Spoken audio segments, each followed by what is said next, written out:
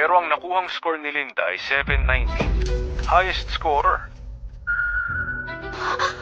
Linda,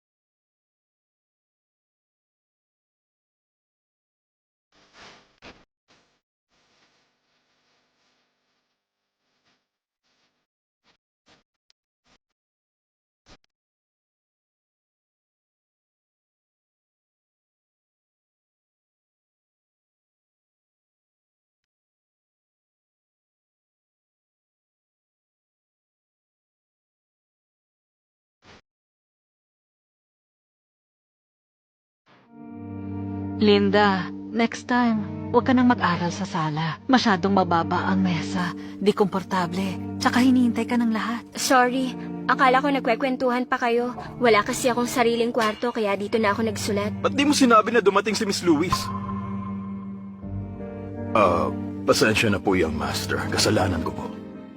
Mama, sorry po. Kasalanan ko po. Okay lang, lahat ng kinalaman sa'yo, ha?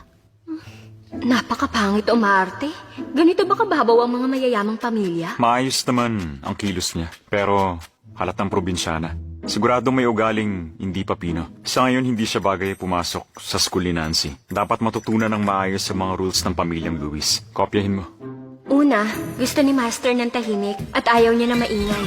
Bawal tumingin ng diretso kay Master. Yumuko ng 90 degrees pag nagsaserve. Pangalawa, 6 a.m. kailangan ni Madam ng sabaw na galing sa spring water. Sa gabi, maghanda ng foot bath ng 40 degrees. Pangatlo, gusto ni Miss Nancy ng braised na talong at western food. Ay, 21st century